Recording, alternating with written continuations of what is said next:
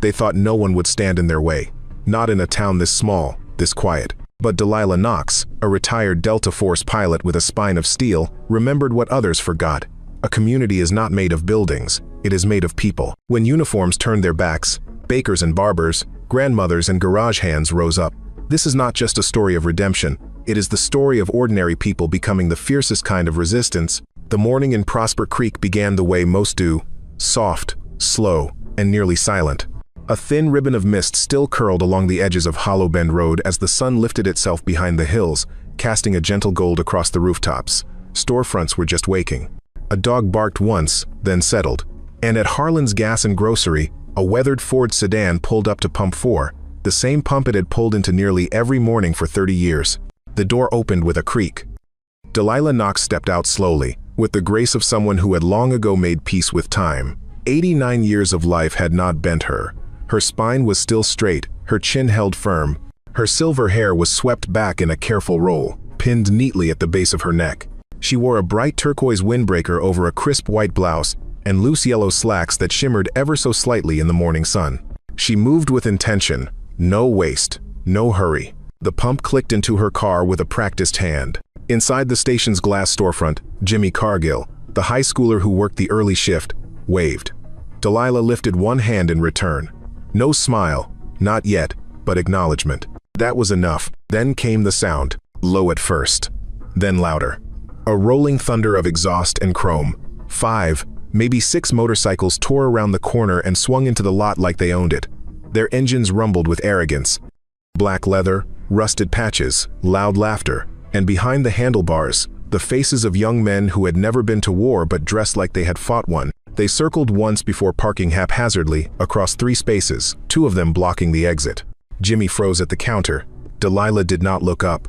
The pump clicked. The lead rider dismounted with a practiced flourish. He was tall, broad in the chest, with a beard that looked more sculpted than grown. His vest bore the insignia of the Black Rain Riders, the outlaw group that had been slowly infecting the edges of Prosper Creek for months now. His name was Rocco Granger, but everyone called him Muller. Not because he had earned the name, but because he insisted on it. "Well, look who it is," Rocco called out, his voice echoing off the concrete. "Grandma Gasoline. Someone help her out before she sets this place on fire." The boys behind him laughed. One of them made an exaggerated sniffing motion. "Y'all smell that? Smells like Bengay and bad decisions." Rocco grinned as he strolled closer. "What's the matter, ma'am? Need help holding that nozzle? Want me to pump it for you?" Delilah did not speak. She did not flinch. She simply watched her reflection in the car's window, eyes steady, jaw tight. "Come on now," Rocco said, stepping up beside her. "We're being neighborly. Ain't that right, fellas?" One of them barked like a dog. Jimmy stepped out of the station. "Leave her alone, man. Seriously." Rocco turned toward him. "Mind your register, boy. This ain't your business." Then he looked back at Delilah and made a mistake. He reached out and grabbed her wrist. It was not hard, not violent, but it was contact. Her eyes finally shifted. They moved from the reflection in the glass to the man standing beside her. Slowly, deliberately. And then she moved. Not fast, not dramatic, but with the same economy of motion she had used all her life. She slipped her free hand into her jacket pocket and pulled out an old silver flip phone, the kind no one used anymore. It clicked open with a sound sharp as a blade. She held it to her ear, her voice still unspoken. The boys chuckled again, mocking her with lazy salutes and old woman jokes. But when she spoke, her voice was clear, calm. Just 4 words. "Time to wake up." She said no more. The line clicked. Then a deep voice answered, gravel-rich, worn but unbroken. A voice built from years of command and dust and loss. "Delilah, tell me what's going on." The forest held its breath beneath a pale blanket of morning fog. Deep within the blue pine preserve, where pine needles softened every step and birds called with the hush of old memory, a fire crackled in a stone ring surrounded by a half-moon of folding chairs. Steam lifted from enamel mugs. Somewhere in the trees, a woodpecker tapped, rhythm slow and persistent. Samuel Bear Durant sat with both hands wrapped around a chipped black thermos. His skin was like weathered bark, lined, knotted, and proud. His beard was white, full, and tangled like the roots of an old tree. He wore a faded olive jacket with frayed cuffs and a patch over the heart that read "Guard Dogs" in stitched black letters. Samuel had been awake since before first light, as he always was. The morning was his sacred hour. It was when his thoughts came in clearer, not always kinder, but clearer. Beside him, stretched on a wool blanket, lay his German shepherd, Valor, ears twitching at every bird call, every crack of a branch. The phone buzzed once in Samuel's coat pocket. He did not move at first. Only 3 people ever called this number. When he pulled it out, the screen lit with one name, Delilah. He stood slowly, heart beginning its drumbeat. He stepped away from the fire ring as the others watched in silence. His boots sank slightly into the moss. He pressed the phone to his ear. There was no need for greetings. Only a pause. Then came her voice. "They touched me." The words were not loud. They did not have to be. Samuel exhaled through his nose, and every bone in his body seemed to realign. When he turned back toward the fire, the 20 men around it were already standing. They were a portrait of age and resolve, black, white, Latino, faces etched with years of sun and war. These were the men who had once carried stretchers through sniper zones, who had dug wells in villages no one could spell, who had stood guard outside hospitals in lands where hospitals were not spared. The guard dogs, they were called back then, not a fighting unit, a protecting one. They had built perimeters and protected convoys. They had saved lives with sandbags and grit. They had not fired the first shot, but they had always stayed for the last. Now, they were electricians, mechanics, grandfathers, and wanderers. But none of them asked a single question. They only moved. "Was it the boy with the vest?" Luis asked as he strapped on his knee brace. "She would not have called if it was not," said Marcus, tightening his boots. "Do we need the whole pack?" Jorge asked. Samuel looked at them. "We ride light first. 20 of us. I want eyes before action." There were murmurs of agreement, rustling canvas, old zippers, and the sudden bark of laughter from Roy, the oldest of them all. "I swear these leathers shrunk since last year, or my belly grew." "I hope your bike still runs," muttered Willis, pulling on his gloves. "It runs better than my knees," Roy shot back. "Now hurry, before the arthritis kicks in and we need a van instead." They laughed, short, low, and warm, not to mock the moment, but to reclaim it, because laughter is the weapon that trauma cannot steal. Samuel stood at the head of the line, holding Valor's leash as the first engine coughed and roared to life. And then another, and another, until the morning air, once so still, now trembled with the growl of 20 motorcycles waking from slumber. Chrome glinted through fog. Black helmets snapped shut. Patches sewn decades ago found daylight again. Delilah had only spoken 3 words. That was enough. 7 hours later, the sun broke over the tin awning of Harlan's gas and grocery once more. Birds scattered as the first bike turned onto Main Street. They came 2 by 2, slow, silent, not in a parade but in purpose. 20 motorcycles rolled into Prosper Creek like an answer to a question the town had forgotten how to ask. Their headlights sliced through morning haze. Their jackets bore the same faded insignia, guard dogs. Their faces held no cruelty, only calculation. Jimmy Cargill watched from behind the register, eyes wide. His phone slipped from his hand, forgotten. Delilah Knox stood at pump 4, just as she had the morning before. Her hands rested gently on the gas nozzle. Her eyes were calm. Her windbreaker caught the sunlight like a signal flare, turquoise bright against the backdrop of chrome and pavement. She did not turn around when she heard the bikes. She did not have to. She knew the sound of her past. Rocco Granger's Dodge Charger screeched into the lot seconds later, music blaring, his jacket half-sipped, his swagger loud. 2 of his guys followed on bikes, eyes squinting at the sudden crowd. Then they saw them, 20 riders, silent, unmoving, lined in 2 arcs, one on each side of the gas station lot, engines idling in unison, like breathing.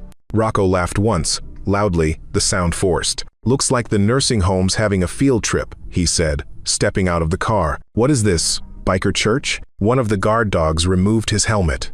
It was Marcus, his gray beard braided with a single green bead. "Step back, boy," he said softly. Rocco flinched. Not visibly, but enough for those who knew power to see it. Delilah finally turned. Her eyes met Rocco's, not angry, not smug, just steady. "I told you," she said. "Respect is earned." Rocco stepped closer. But something in the way the bikes were parked, the way no one moved, something in the way the man with the cane kept one hand on it like it was not for walking, made him hesitate. Delilah finished pumping her gas, hung the nozzle gently, and closed her gas cap with a soft click. She opened her car door, paused, looked at the man who still stood frozen in his bravado, and said, with absolute calm, "You do not understand what you started, but you will." Then, she slid into the driver's seat and drove off, the guard dogs parting for her like a tide. Rocco stood in the wake of her departure, a half-smile dying on his lips, as 20 engines purred behind him like wolves too patient to growl. The wind shifted. It was a subtle thing, barely more than a breath that passed through the lot at Harlan's Gas and Grocery, but it carried with it a change that even the dust seemed to notice. Leaves along the curb trembled. A soda can rolled an inch, then stopped. And in the stillness, Delilah Knox stood at the center of something that was no longer just a gas station. It was a line. A line drawn not in chalk or blood, but in presence. The guard dogs had formed a perimeter behind her. 20 motorcycles idled in a deliberate crescent. Their engines pulsed low, steady, like war drums held just beneath the skin of silence. Each rider remained seated, helmets off, eyes forward, hands resting near the grips but not clenched. It was a display, not of aggression, but of certainty. Rocco Granger saw it. He saw all of it. But like many men raised to believe volume was strength, he mistook stillness for weakness. He took a step closer to Delilah, boots crunching against the gravel. His jaw tightened. His voice rose, not in authority, but in desperation. "Who do you think you are?" he demanded. "You call your little army of geriatrics and think I am supposed to be scared?" Delilah turned to face him fully. The sun was at her back now, casting her shadow long and unwavering across the cracked pavement. Her silver hair lifted gently in the morning breeze, the turquoise of her jacket glowing with life against the dull gray of the lot. She did not raise her voice. She did not lift a finger. She simply looked at him. Her gaze was not cold, but ancient, like a cliff that had watched countless storms crash against it without ever moving. Then she spoke, and the wind seemed to pause to hear her. "Respect is not fear," she said. "It is earned, and you, Rocco, have earned nothing but pity." Inzal. For a moment, Rocco said nothing. Something in her words, perhaps the calmness, perhaps the clarity, struck deeper than he expected. It was as if the weight of who he pretended to be suddenly buckled under the truth of who he was. He recovered with a bark of laughter, loud and sharp. "Pity?" he spat. "Lady, you do not know who you are messing with." Delilah's expression did not change. Behind her, one of the motorcycles revved, just once. A single growl, controlled, timed. Another followed, then another, until all 20 engines were rumbling in sync, not wild or chaotic, but like tanks preparing to move as one. It was not noise. It was warning. Rocco turned his head. His men had regrouped near their own bikes. Most were watching, unsure now, their bravado chipped by the presence of men twice their age, who sat with the composure of stone and the eyes of men who had seen things they would never joke about. One of the younger bikers, Zane, barely 20, lean with restless eyes, tugged on Rocco's arm. "We should bounce," he muttered.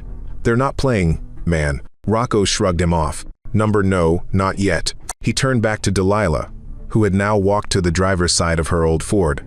She opened the door with quiet elegance, then paused and looked over her shoulder. "You said I would regret this," she said softly.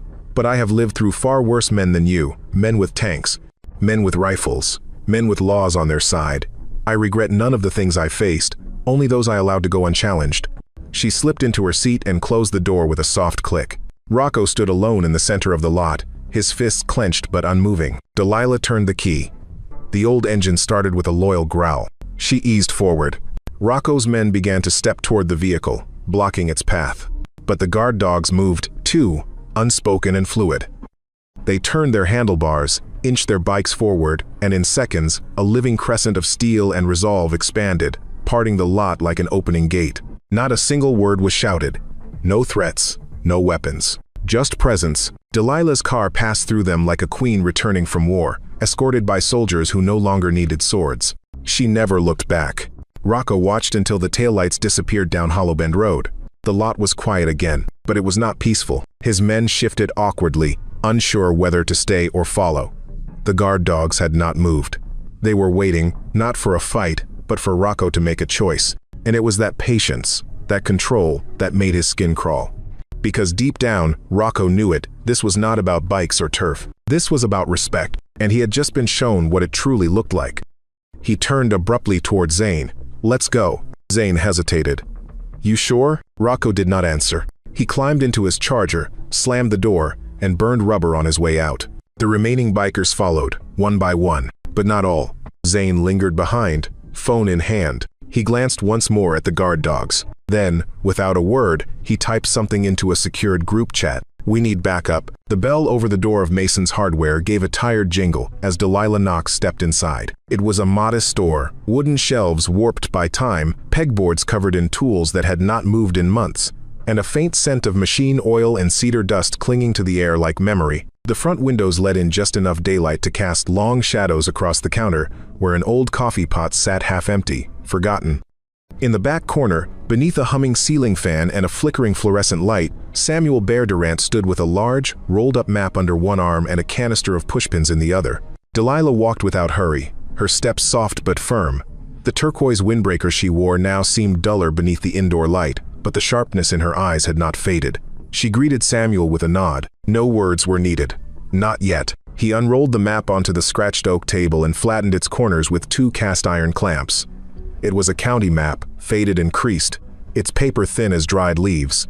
A few streets had new names now, others no longer existed at all, but Samuel pointed as if the land still remembered everything. "This is the market," he said, placing a button, red, worn, with 2 holes, onto the northwest quadrant. "They show up every Thursday, loud, drunk, circling the vendors." Delilah's fingers hovered over the map. She picked up a short length of twine and looped it gently around the red button, then traced it toward the east.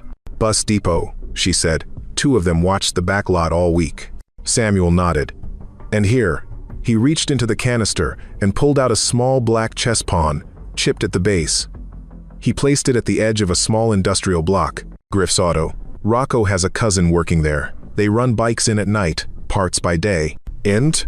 They stood in silence for a moment, staring at the map. There was no digital grid, no satellite feed, just fabric thread, plastic tokens, and the memory of 2 people who had once navigated cities under siege with nothing more than instinct and grit. Delilah picked up a blue bead and set it gently on a crossroads near the town's southern edge, the Lutheran church. They showed up there last Sunday, interrupted the service, took over the parking lot. Nobody stopped them. "Emmett," Samuel exhaled, slow and deep. "They are not just causing trouble, they are placing markers. Like wolves. This is territory now." She said nothing, but her hand, resting lightly on the table, curled just slightly into a fist. In the next room, the laughter of old men rolled through the air like an unexpected song. The guard dogs had gathered, some sitting on overturned paint buckets, others leaning against shelves stacked with bolts and garden hose. The youngest among them, Luis, squinted at a town brochure and shook his head. "Back in Iraq," he said, "we had GPS, radios, 3 layers of maps, still got lost." The others chuckled. "Remember Fallujah?" asked Marcus, sipping lukewarm coffee. "We spent 3 hours trying to find the hospital, drove past it 5 times. "Yeah," Jorge said, grinning. "And yet somehow, I got lost just trying to find the post office here this morning." Roy groaned from behind a stack of nails. "This town makes the desert look like a straight highway.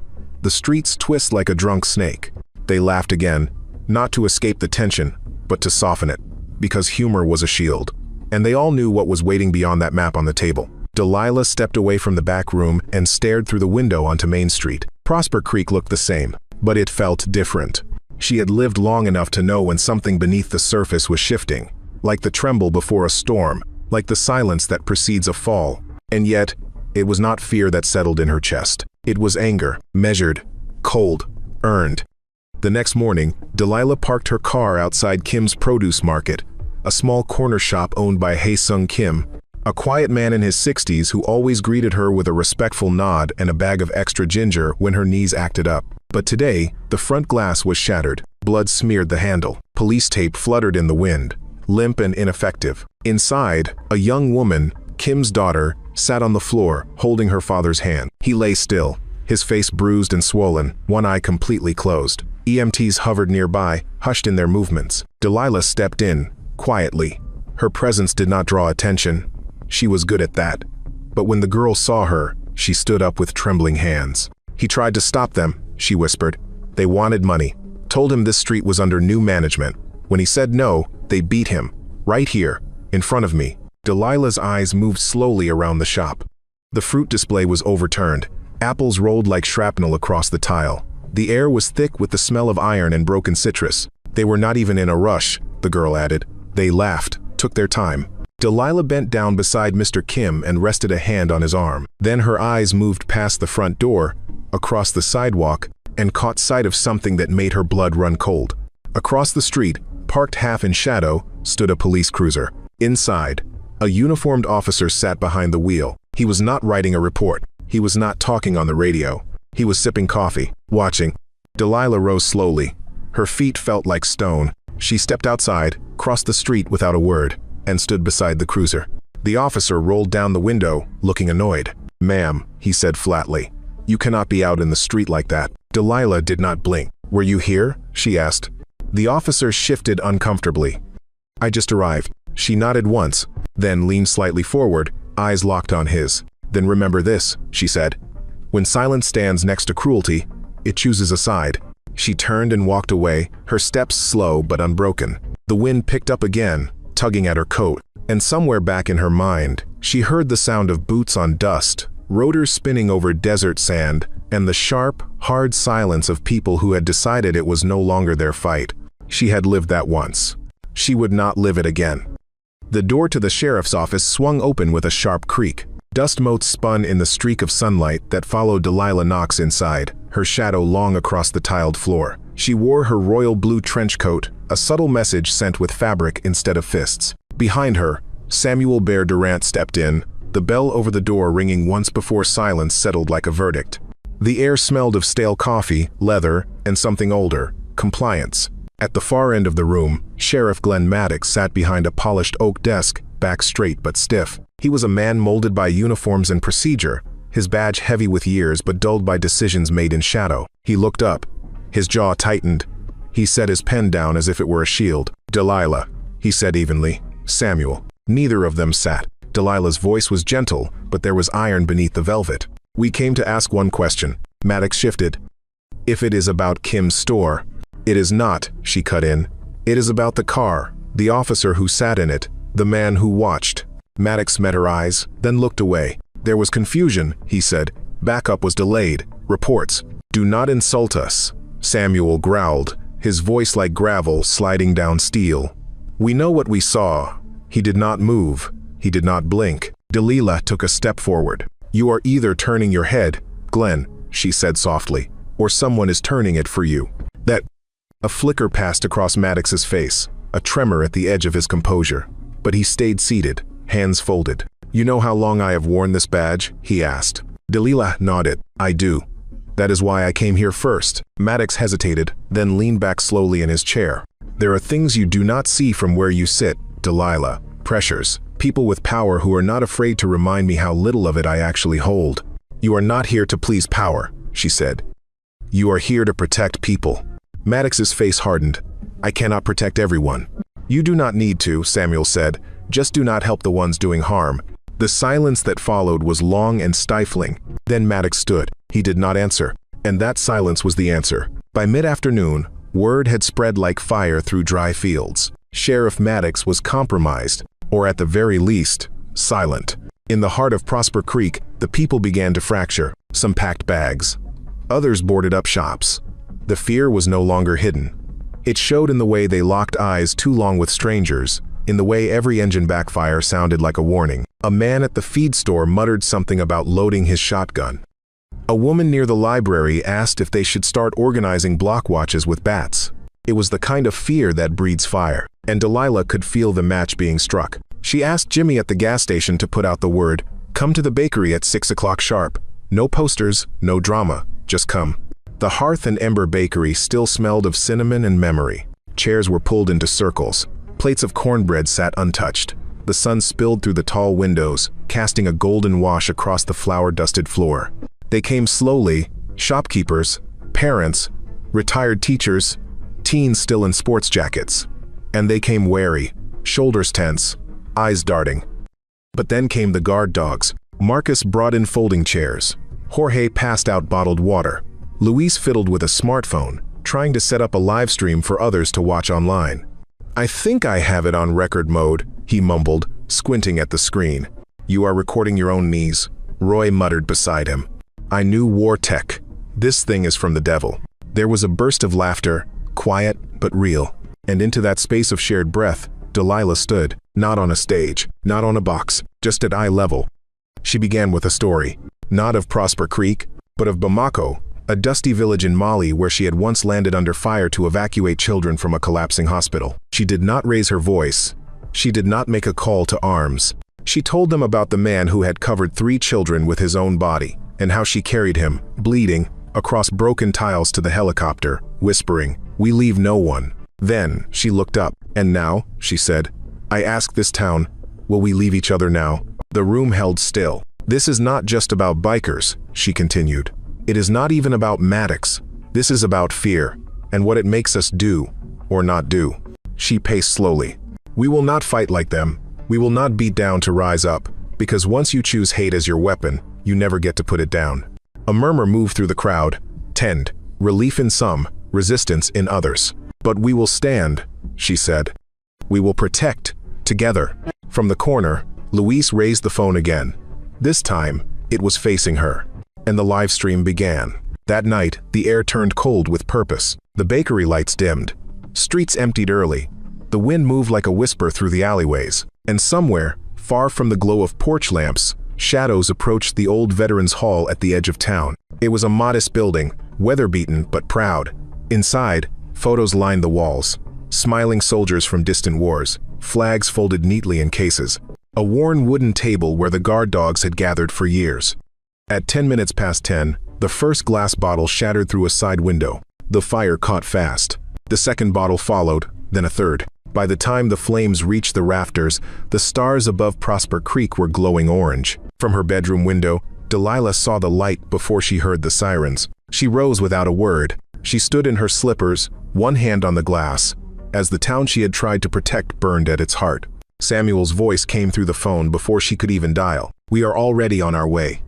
At first light, smoke still curled from the charred beams of the old Veterans Hall. Ash hung in the air like a ghost refusing to leave, drifting over gravel and scorched grass. What had once been a place of memory, a quiet haven filled with photos, flags, and folded letters, was now a blackened frame, ribs of wood reaching toward the sky like broken fingers. Delilah Knox stood on the edge of the wreckage, arms folded gently in front of her. Her royal blue trench coat fluttered in the breeze, edges darkened faintly by soot from her walk through the debris. Her silver hair, pinned back with precision, caught the early morning sun, and her face, lined with age but unshaken, did not flinch. Around her, the guard dogs moved like a silent unit. Marcus lifted a twisted metal beam from the rubble. Jorge shoveled out wet ashes. Roy, despite his knees, was scrubbing the wall where smoke had stained the bricks like war paint. But they were not alone. One by one, the townspeople came. By 7 o'clock, a dozen. By 8, nearly 100. By 9, 300 strong stood side by side with the veterans, shoveling, hammering, sweeping, lifting. Children carried buckets of water. Shop owners brought coffee and sandwiches. A retired school teacher brought old quilts to lay over salvaged photos drying in the sun. It was not an army. It was a family, and they had come to reclaim their home. Delilah crouched beside a shattered window frame and lifted a warped picture frame from beneath a pile of scorched hymnals. The photo inside had curled at the edges but still showed what it always had: Samuel, Jorge, and Roy, 20 years younger, standing with arms crossed in front of the original Veterans Hall. A shadow passed beside her. She looked up. A young man stood there, holding out a plastic bottle of water. His hand trembled slightly. Delilah Rose. He looked familiar. He should have. He was Zane, one of Rocco Granger's own. Barely 20, lanky, leather vest, stained with old oil and new regrets.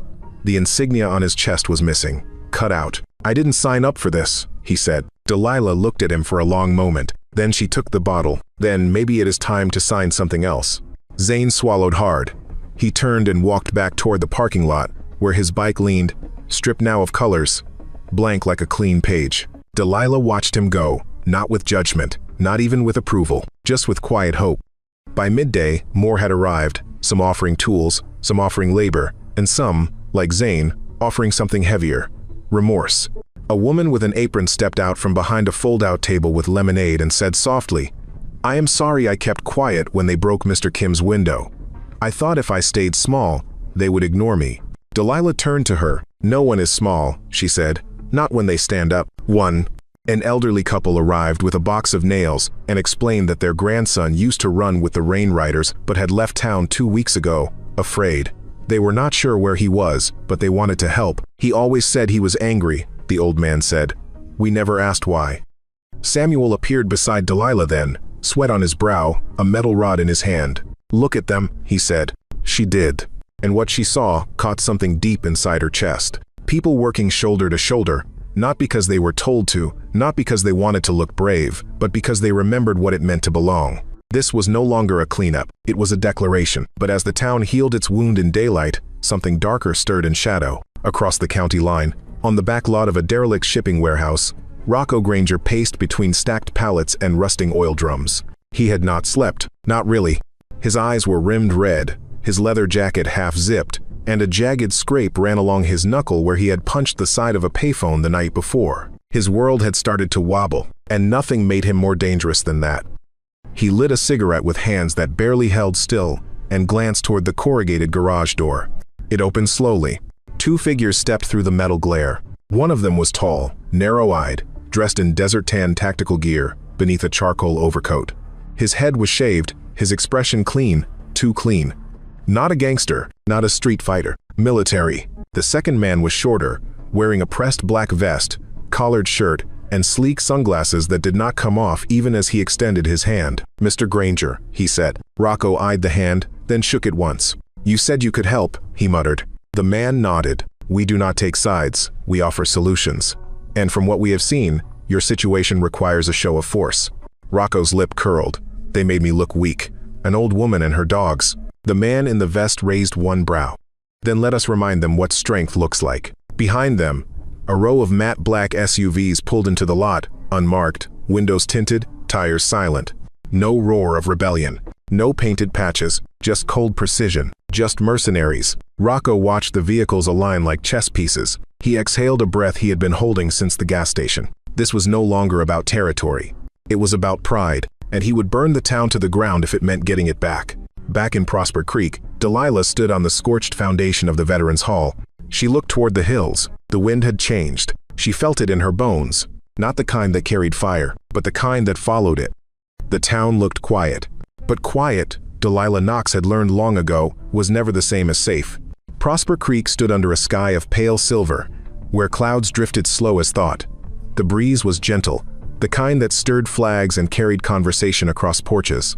By all appearances, it was an ordinary day. But Delilah knew better. The first clue had come at 8 o'clock that morning, outside the bakery, where a man in a crisp slate-gray jacket stood too long pretending to study the muffin display. He never blinked at the smell of cinnamon. His shoes, polished black, military cut, left no scuff marks. His eyes scanned the street, not the pastries. The second clue was subtler. A white utility van with no signage, parked near the school, engine off. Inside, two figures sat perfectly still. They did not eat. They did not speak. One of them wore sunglasses that reflected too much. The third clue was a feeling, not fear, not even dread. It was something older, a pressure behind the ribs, a tension in the air that people who have flown under fire recognize before the bullets come. Observation.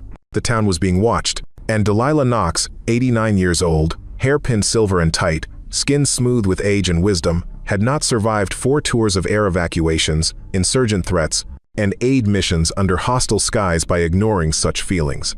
By 10 o'clock, she was seated at Harper's Cafe, at her usual booth beside the window. She wore a deep violet blouse with a pressed lapel, elegant but unassuming, and held a small porcelain cup of black coffee between steady fingers. Her nails were trimmed neat. A folded newspaper sat beside her, unread. She faced the room.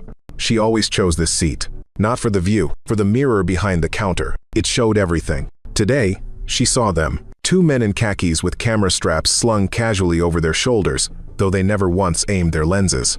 A woman in a beige suit, typing on her phone with an earbud in only one ear. A pair of tourists arguing over a map too close to the sheriff's office. They were not locals. They were not lost. They were positioned. And they were not tourists. Delilah sipped her coffee, unhurried. Her breathing calm, posture perfect. She watched through the reflection as the waitress, Lana, 22, sharp as a scalpel despite her soft tone, approached with a pot of fresh brew. Delilah glanced up, just once, and in that moment Lana's hand, resting on the pot, squeezed 3 times. 3. Delilah blinked once. Message received. 3 eyes on the cafe. She folded her napkin, placed it in her lap. At the counter, an older man in coveralls stood with a newspaper under one arm. He was a former mechanic from outside town. He now delivered pastries for his daughter. But Delilah knew his real job. He had been signal ops in Panama. And right now, his eyes were on the back window, where another figure leaned against a lamppost pretending to read. Delilah reached for her purse and removed a pen. She clicked it twice. At a nearby table, a woman in a floral scarf looked up. She smiled politely, then tapped her wedding ring against the sugar jar. Once. Twice. Pause. The network was active. Her network. Years ago, when Delilah returned home after decades of service, people assumed she would retire into quiet. They were wrong. She built something else. No medals, no uniforms, just trust. The auxiliary circle, she called it. Made of mothers and musicians, teachers and tech repairmen, all trained, all quiet, all unseen. And now, in a town infiltrated by shadows wearing the faces of strangers, that circle was turning. The bell above the door rang softly. Delilah did not turn. She did not need to. The man who entered had a gait that did not match his clothes. He wore a blazer with creases too precise, jeans that had never been washed, and shoes, again, always the shoes, that whispered military. He took the booth behind hers, ordered nothing, opened a silver laptop, clicked once. Delilah stirred her coffee. In the mirror, she saw his screen. Rows of thumbnails, live feeds, street corners, a schoolyard, the interior of the bakery, even the Veterans Hall rebuild site, now framed in scaffolding and hope. Surveillance. Full, coordinated, live. The enemy had arrived, not as raiders, but as architects. Delilah rose. She did not rush. She did not glance back. She simply stood, adjusted her sleeves, placed 2 folded bills on the table, and nodded toward Lana. Then she walked toward the door. As she reached the exit, a voice followed her, not from the laptop man, but from the woman with the phone in one earpiece. "You seem to enjoy this town, ma'am," the woman said lightly. "But you are drawing attention." Delilah paused. She turned her head, just slightly. The sun framed her face through the cafe window. "Then perhaps," she said calmly, "they should be paying better attention to who they are watching." She opened the door and left. Across the street, Samuel Durant sat on a bench, feeding pigeons. As Delilah walked by, she did not speak. She dropped a matchbox into his coat pocket. He waited 10 seconds, then rose. The storm had arrived, and they would not meet it with panic. They would meet it with purpose. A monitor lights up. A cursor scrolls. Multiple windows open, each one a camera feed from different corners of Prosper Creek. A voice in a headset says, "We have eyes on the square. Primary target moving east. Locals unaware." A man in tactical gear steps into the frame. Face unreadable. They will know soon enough. It was a still night in Prosper Creek, too still. The kind of stillness that hums beneath the skin, that presses against the eardrums like a warning. The moon, half draped in cloud, offered little light, and the street lamps flickered faintly, as though unsure of their own purpose. Inside the town hall annex, the temporary nerve center for the guard dogs and their growing civilian network, Delilah Knox stood by the window, arms crossed behind her back. Her silhouette, framed against the wide bay glass, was a painting of deliberate calm. She wore a deep indigo overcoat, sharply pressed, with a white silk scarf looped at her throat. Her short silver hair was brushed back, a crown of defiance glinting beneath the ceiling's amber light. At 89 years old, Delilah did not command with volume. She commanded with stillness. Behind her, Samuel Durant reviewed a hand-drawn map spread across the table, annotated not with symbols of war, but with names: Florence, Jonah, Martha, Ben, not soldiers, neighbors. They were all in place. She turned. "It begins now," she said. Samuel gave a single nod and flipped open the lid of a worn metal switchbox, its dials humming faintly. It had once been part of the town's holiday lighting system. Now it had another use. Delilah reached into her coat pocket and retrieved a small transmitter, square, brass-toned, palm-sized. She pressed her thumb to the worn button at its center, and then everything went black. All at once, the lights of Prosper Creek vanished. The gas station, the bakery, the library, the courthouse. One by one, every lamp, every bulb, every glowing screen surrendered to sudden, absolute darkness. The town held its breath. Across rooftops and alleyways, mercenaries froze mid-step. Their radios crackled static. Thermal scopes flickered and died. They whispered into microphones, no response.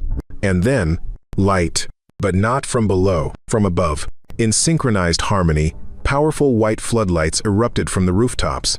Their beams sliced through the darkness like searchlights over a battlefield.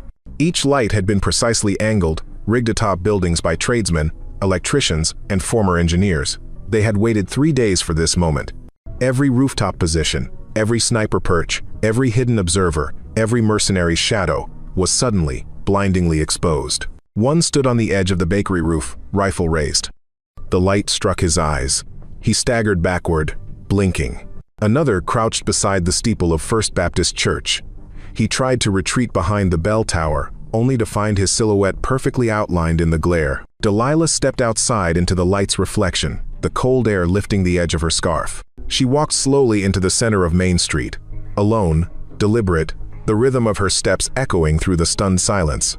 She looked up, not at the rooftops, but at the people standing still behind windows, watching, and then they moved. The first to emerge was Eloise Darby, the elderly florist, dressed in a faded pink cardigan and gardening gloves. She stepped from her flower stand beneath the library arch, pulling back a tarp to reveal a communications console. Next came Jonah Price, the bookstore owner, holding not books, but a small tracking device that had been used to mark mercenary movements all week. From behind the antique store, Ben, the plumber, climbed atop a stack of crates, holding a signal lamp high above his head, blinking in code. And from the school's art room, Martha Ellis, the kindergarten teacher, walked into the light with a radio headset and clipboard, her eyes calm and bright. Ordinary people, but not anymore. They were the auxiliary circle, and tonight they were visible.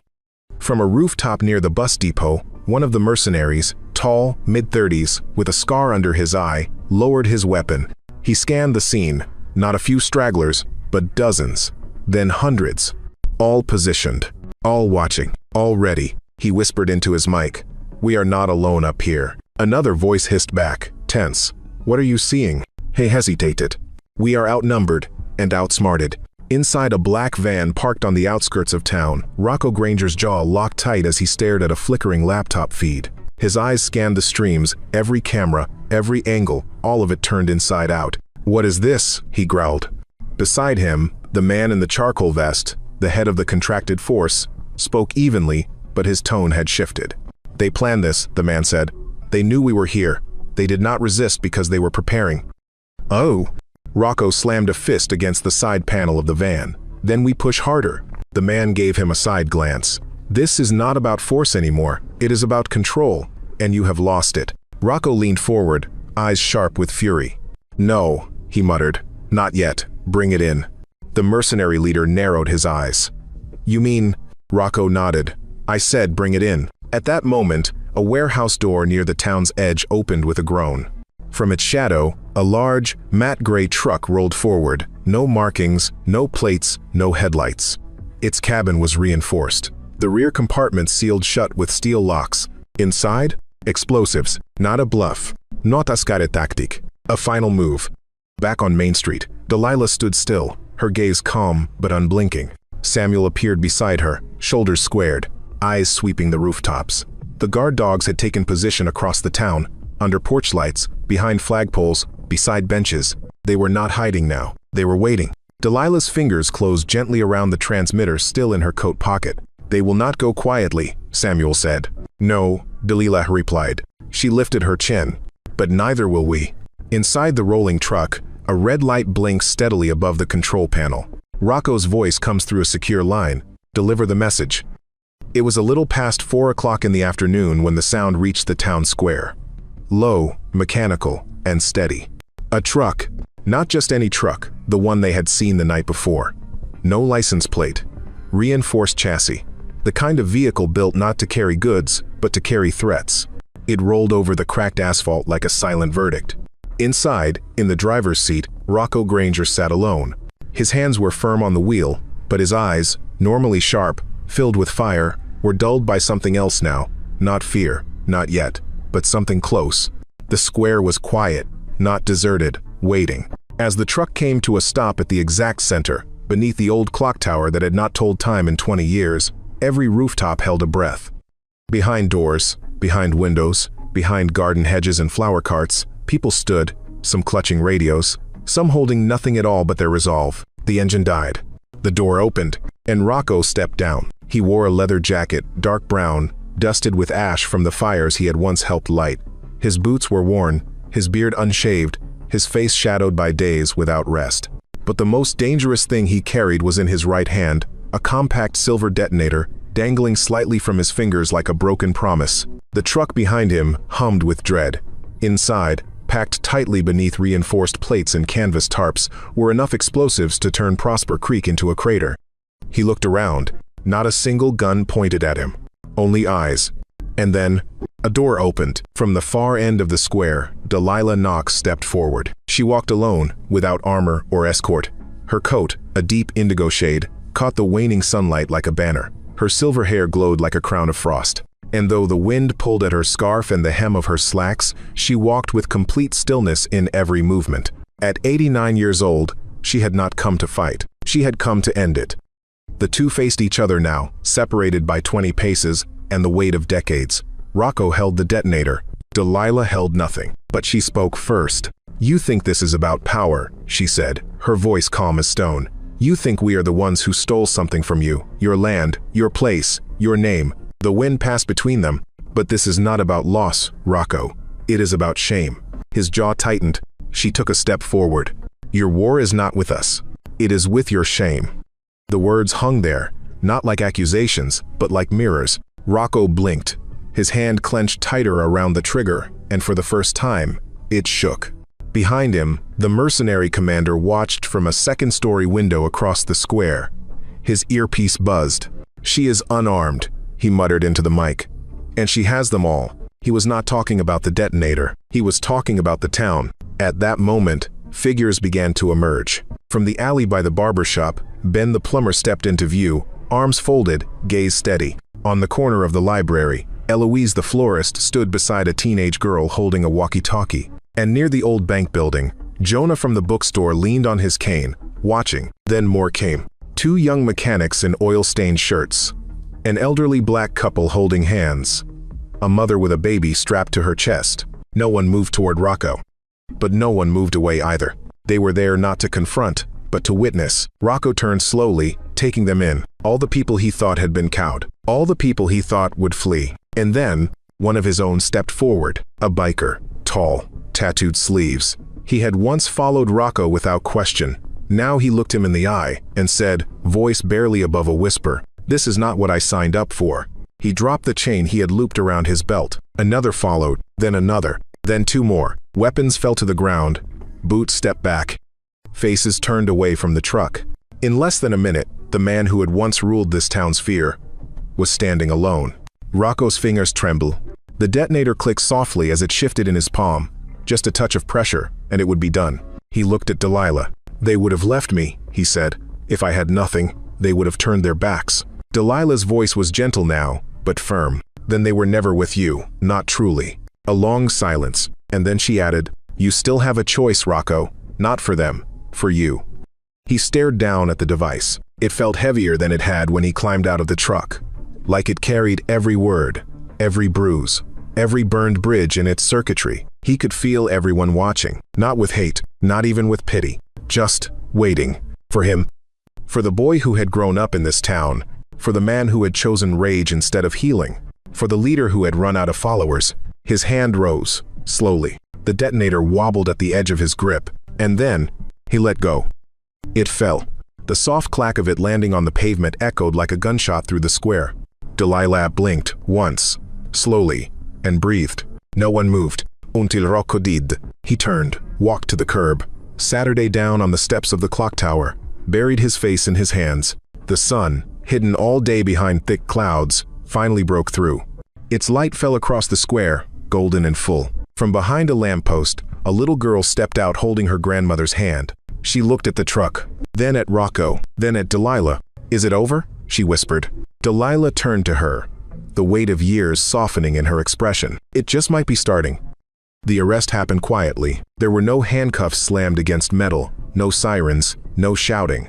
Just a long silence as Rocco Granger stepped away from the steps of the clock tower and placed his hands on the hood of the sheriff's cruiser. Sheriff Maddox did not say a word. Neither did the two deputies who flanked him. Delilah stood across the square, watching.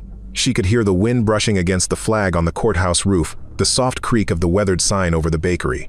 And in that stillness, something shifted, not just in the town, but in the air itself. As if history had exhaled. Samuel stood beside her, his cane planted in the dirt, his eyes sharper than they had been in years. "That's one chapter," he said quietly. "Now we see what comes next."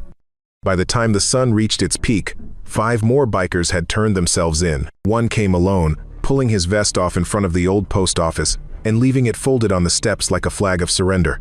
2 more walked in together, silent but firm, and the last 2, young, barely out of their teens, arrived holding a white piece of fabric on a stick. It had once been the rag used to wipe down motorcycles. Now, it waved in the air like a question. Can we be more than what we were? Delilah did not answer right away. She knew the town would. In time. Later that afternoon, the bakery's front window was being put back together. The one shattered during the firebombing, now framed in wooden boards and dusted with soot. Inside, the scent of cinnamon rolls and fresh bread lingered like memory. 4 people stood outside with tools in hand. 2 of them were veterans, Samuel and Corporal Denny Klein, the latter working the caulking gun like he had once handled a rifle. The other 2 were former bikers. Jace, the broad-shouldered one who used to guard Rocco's garage, and Theo, a wiry, freckled kid who looked barely 20 but had eyes full of years. Samuel tapped the glass lightly and grinned. "Well, Jace, you used to be real good at breaking these. Now you get to learn how to fix one." Jace smirked sheepishly and lifted the frame into place. "Guess we are learning from the best." Inside the bakery, Delilah wiped down a table that had been scorched at the edge, the wood still smelling faintly of smoke. She moved slowly, deliberately, not because of her age, but because she knew this was no ordinary cleanup. This was sacred work, rebuilding trust, rebuilding belief. She glanced up when Theo stepped in, his cap tucked in his hands like it was something fragile. He hesitated by the door before speaking. "Miss Delilah?" he asked, his voice cracked. Do you think you could teach us how to fix hearts?" The question was not rehearsed. It came out raw, trembling, like a boy who had never known what it meant to ask for healing. She looked at him, her deep brown eyes steady. Then, without a word, she set the cloth down, walked over, and placed a hand on his shoulder. "You just showed me," she said, her voice barely above a whisper. "You already started." Out on the porch, the laughter of men came not from mockery but from work. Samuel handed a screwdriver to Jace, who fumbled with the screws. Denny kept muttering instructions in his usual gruff tone, though the corner of his mouth was turned up more than usual. "That board's crooked," Denny barked. "So's your back, old man." Jace shot back. They laughed. The kind of laughter that cracks open walls between strangers. Theo stepped back outside and joined them, not saying a word, just picking up a pane of glass and helping set it gently into the frame. It caught the afternoon light, and for a moment, the window shimmered not just with reflection, but with something deeper. Possibility. Across town, things began to stir. The barber shop reopened its doors. The librarian removed the "closed for repairs" sign and replaced it with "free story time tomorrow." In front of the grocery store, a whiteboard that once read "no loitering" now read "town cleanup," sign-up sheet inside. One of the younger kids, Marisol, rode her bike past Delilah and waved. "Grandma says you are like Harriet Tubman mixed with a lightning storm." Delilah chuckled softly. "I will take that as a compliment." And yet, beneath the sunlight and scattered laughter, there was still weight. The town had not forgotten. The wounds were fresh, the smoke still clung to the walls of some buildings, and the memories of fear lived in the pauses between conversations. Forgiveness would not be handed out like free bread, but it had begun to rise, like dough left in stillness, warm and slow. By evening, as the sky turned lavender and the town square glowed in the hush of twilight, Delilah sat on the porch of the bakery, sipping sweet tea. Theo joined her, sitting 2 steps below, arms wrapped around his knees. "Do you think people like me can really change?" he asked. Delilah took a long sip. "I think people like you already did." He looked up. "How can you be sure?" She smiled, the lines at the corners of her eyes deepening. "Because the first thing you fixed today was not the window, it was your silence." He let those words settle, then nodded. Behind them, Jace closed the toolbox and wiped sweat from his brow. He looked out at the square as the first stars appeared. "You know," he said, "for the first time in years, I am not looking over my shoulder." Samuel, walking by, added with a wink, "You still should. I hear Denny drives like he is dodging landmines." Laughter again. Honest. Easy. The kind that rebuilds muscle memory around peace. Just as the stars began to fill the sky, a car pulled into town from the east, A family that had left during the riots now returned, slowly unpacking bags as neighbors came out to help. No one asked why they left. No one questioned why they came back. Because in Prosper Creek, a new kind of brotherhood was being born, not of blood, not of fear, not of war, but of choice. One pane of glass at a time, one shoulder at a time, one changed heart at a time. The old town hall had not looked this busy in decades. Not since the county fair of '73, some said. Not since the centennial celebration, others added. But those were memories. Today was motion. Hammers rang, paint rolled, ladders climbed. And standing in the middle of it all, sawdust on his jeans and a clipboard in one tattooed hand, was Jace. The same Jace who once rode shotgun with Rocco Granger. Now, he was writing down supply numbers for the rebuild crew of the Veteran Civilian Auxiliary. It had started with an idea from Samuel, sketched out on the back of a placemat in the bakery 2 mornings after Rocco's surrender. They do not need punishment, he said to Delilah, pointing at the rough list of names. They need purpose. So the veterans, old and stiff, but still sharp, reached out to the younger men who had laid down their patches and picked up tools. A new alliance formed, not sworn by blood or ink, but by intention. And so the Veteran Civilian Auxiliary was born. No uniforms, no weapons, just reflective vests, call signs taped to walkie-talkies, and the quiet thrum of redemption humming under every task. Jace oversaw the parking lot reconstruction. What used to be a cracked lot with crooked lines now had order and cones. Theo, the wiry kid with freckles, was put in charge of greeting out-of-town visitors arriving to help. He had taken to the role like a fish to water, suddenly full of yes ma'am and right this way, sir. Every person had a place, and no one, not even the skeptical locals, could deny something had changed. Even the town's stray dog, Patch, started hanging around the worksite. No one chased him off. Inside the old storage building behind the town hall, things were less composed. It began with a scream that echoed across the gravel lot. Jace and Denny came running, both gripping their tool belts like clubs, imagining a snake or a fire or, given recent history, a bomb. But when they burst through the door, they found Vince, another ex-biker, standing on top of a table, eyes wide, pointing at a dusty stack of boxes. "What in God's name is it?" Jace demanded. It moved," Vince whispered, backing up as if the floor were lava. A moment later, from the shadows behind a stack of paint buckets, a small calico cat stepped into view, blinked once, and licked its paw. Danny squinted. "That is Marigold. She lives here, chases rats." "That thing has fangs," Vince insisted. "It looked straight at me like it wanted my soul." Jace burst out laughing so hard he nearly dropped his hammer. "You survived a biker brawl in El Paso but got taken down by a 10-pound feline?" Vince grumbled something about unnatural creatures, then muttered all the way out the door. Marigold stretched and yawned, utterly unimpressed.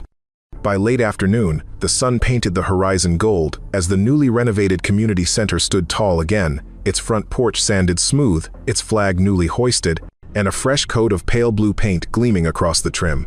Dozens of townspeople arrived just to see the progress. Some brought casseroles, others brought folding chairs. Children played tag near the old war memorial. For the first time in weeks, laughter came from every corner, not cautious or tentative, but open. Inside the main hall, tables were lined with fresh flowers and welcome signs. A temporary stage had been built. It was not grand, but it was proud. Delilah Knox stood at the back of the room, watching. She wore a dark green blouse and khaki slacks, the kind of outfit that did not scream leadership, but breathed it. Her hair was pulled back into a soft bun, and her face, though weathered, held something sharper than age, clarity. Samuel approached with a nod. "You ready?" he asked. "I thought I was just coming to see the paint job," Delilah replied, her voice quiet but steady. Samuel raised an eyebrow and handed her a folded paper. "The mayor would like a few words from the lady who started all this." Delilah looked down at the blank page, then out at the people still filing in, then back to Samuel. "I do not need paper to say what is in my bones." The community center was full by 6 o'clock in the evening. Lights glowed overhead, casting soft halos across the rows of faces, some familiar, some brand new. On one side of the room, veterans stood shoulder to shoulder in pressed jackets and polished pins. On the other, young men in clean vests and calloused hands fidgeted with nervous energy. Children sat cross-legged in front, wide-eyed.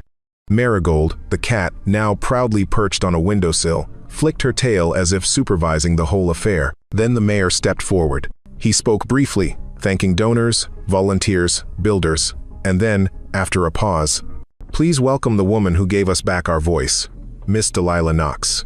Applause thundered. Not polite, not scripted, earnest. Delilah stepped up, her footsteps slow but sure. She did not carry notes. Only her hands, folded gently together as she looked out at the crowd. This building, she began, her voice strong and rich, is not made of wood and nails, it is made of return. Silence wrapped around her words. Return to honor, return to community, return to courage. She scanned the faces, young, old, wary, hopeful. Some of you once rode into this town with fire in your hands. Now, you hold tools, you guide cars, you protect neighbors, not because someone told you to, but because you chose to. She paused.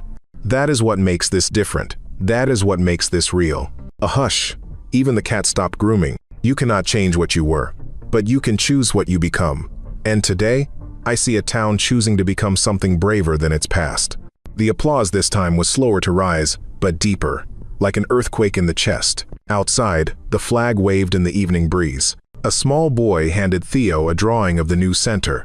Vince gave Marigold a suspicious treat, keeping one eye on her at all times. And Jace, finally off duty, sat on the steps, legs outstretched, watching the stars emerge one by one. Never thought I would be part of something like this, he murmured. Samuel, passing by, smiled. Maybe you always were. You just did not have the right uniform. Inside the hall, Delilah stepped down from the stage. A woman approached with a red folder and whispered, Miss Knox, would you be willing to speak at the grand opening next week? Delilah blinked. What opening? The woman smiled. The new Prosper Creek Community Center, named in your honor. Delilah froze, for a heartbeat, then smiled. If I am to speak, she said softly, then let it be light that carries the words. The morning sun rose over Ashford like a slow benediction, warming rooftops and casting gold across sidewalks still bearing the soot-stained memory of battle. The town was not perfect, shingles still missing on the hardware store, smoke-blackened bricks near the east wall of the library, but it was alive, awake, rebuilding. And on this day, the square belonged not to violence, but to voices. A large canvas tent had been erected in the middle of the plaza, draped in the colors of all 50 states. Beneath it, rows of folding chairs formed a crescent facing a wooden stage built by veterans, former bikers, and town carpenters alike. There were no guards at the gates, no rifles slung over shoulders, only open air, rustling flags, and the unmistakable hum of hope. Delilah Knox stood behind the curtain, listening. Beyond the fabric wall, hundreds waited. Children in Sunday dresses, men in oil-stained boots, teachers holding signs with words like "Together" and "Truth." Even Marigold, the cat, had found her way onto the roof of the lemonade stand, tail swishing gently. Delilah took a breath, not to steady herself, but to honor what she was about to say. Samuel stepped to the podium first, his cane clicking gently against the wooden planks. He gave a few brief remarks, touching on unity and resilience, his voice low and gravelly. Then, he looked toward the curtain. And now, the woman who reminded us that strength is not something you inherit, it is something you become. A hush settled like fog. Delilah stepped out. She wore simple beige slacks and a deep blue blouse, the color of twilight. No medals, no rank. Her short gray hair caught the wind as she walked, slowly, but with unmistakable presence. The silence deepened as she reached the center of the stage, and when she looked out at the crowd, it was not as a commander, not even as a survivor, but as someone who had seen the worst in people, and still believed in the best. She spoke without paper. There are those who say strength is in fists, in firepower, in making others kneel. But what I have learned, what we all have learned, is that real strength, the strongest kind of power, lies in standing back up. Her voice rang out clearly, not with volume, but with conviction. Not alone, but together. She paused, letting the words take root. The camera panned across the crowd, to the bookstore owner, whose front window still held spiderweb cracks from the first night of fire. To Theo, now helping elderly guests to their seats, his vest freshly washed. To Jace and Vince, side by side, their tool belts still clipped to their hips, even on a day of speeches. To the flag, stitched back together after being torn, flying again over a mended pole. Then, beyond the stage, the camera lingered on the town itself. Ashford, peaceful, imperfect, radiant in the morning light. The buildings bore scars, charred beams, faded paint, broken steps, but they stood, not because they were invincible, but because someone had chosen to rebuild them. After the applause quieted, a small moment unfolded. As the crowd began to disperse, Delilah stepped down from the platform and moved through the people not as a leader, but as a neighbor. That was when she felt a gentle tug on her hand. She turned. A little girl stood at her side, no older than 7, brown curls tucked behind her ears. Her dress was too big, probably handed down from an older sister, and she clutched a notebook to her chest. "Excuse me," the girl said softly, eyes wide. Are you a soldier?" The question did not strike like thunder. It arrived like a whisper that knew its way to the soul. Delilah knelt slowly until she was eye level with the child. She took the girl's hand in hers, weathered skin meeting tiny fingers. And then she smiled. "Not anymore," she said gently. "Now, I am just someone who believes we can be better." The girl blinked, as if tasting the words, then smiled back. "I want to be that too." Delilah's eyes shimmered, just for a moment. "You already are." The sun climbed higher. People lingered in small circles, talking not about fear, but about what would come next. Plans to repaint the school, to reopen the community garden, to turn the old biker clubhouse into a music hall, and far above, a hawk soared across the pale sky, casting its shadow across rooftops. Inside the bakery, the open sign swayed in the breeze. Samuel and 2 young men who had once stormed in with bats now stood behind the counter, learning to knead dough from Mrs. Callahan herself. She barked orders, they listened, and laughed. Outside, someone tuned a guitar. Someone else passed out fresh lemonade. A boy drew chalk suns on the sidewalk. Long after the banners came down and the folding chairs were stacked, Ashford remained, not just as a town, but as a testament to something quiet and unshakable. Strength had arrived not on the back of armored trucks or behind crosshairs. It had come in hands blistered from rebuilding windows, in voices that once shouted in anger now asking for forgiveness, in the firm, steady gaze of a woman who had every reason to stay silent and chose instead to stand. Delilah Knox never raised a flag to be worshipped. She raised questions, hard ones, about power, about fear, about the line between justice and revenge. And in answering them, she reminded us all that no enemy is greater than the stories we choose to believe about ourselves. For some, it began with violence. For others, with a broom and a hammer. But for every single person in that square, those who stayed, those who left, and even those who simply watched from the shadows, it ended with a choice. To become something better. Not perfect, just better. Maybe that is the strongest kind of power after all. Not the one that knocks a man down, but the one that lifts a community to its feet and teaches it to walk forward, even when the road behind is still smoldering. Now, the question turns to us. What kind of strength do we carry? Is it loud and brittle, or quiet and resilient? Would we rise with our neighbors when the sky darkens? Would we forgive, rebuild, and make space for those who once stood on the wrong side? Stories like this one are not about heroes with capes or villains with clear names. They are about choices, consequences, and courage, the kind that whispers, not roars. So if this story stirred something in you, if it made you pause, reflect, or even smile, let us know. Tell us what moment stayed with you the longest, what choice you would have made, or what town, what community, what person you believe is worth standing up for. Scroll down, leave a comment, let your voice be part of this conversation. And if stories of quiet strength, real redemption, and human courage speak to you, stay with us. There is more to tell, more to uncover, more to understand, because sometimes the strongest movements begin with a single moment. And maybe that moment is right now.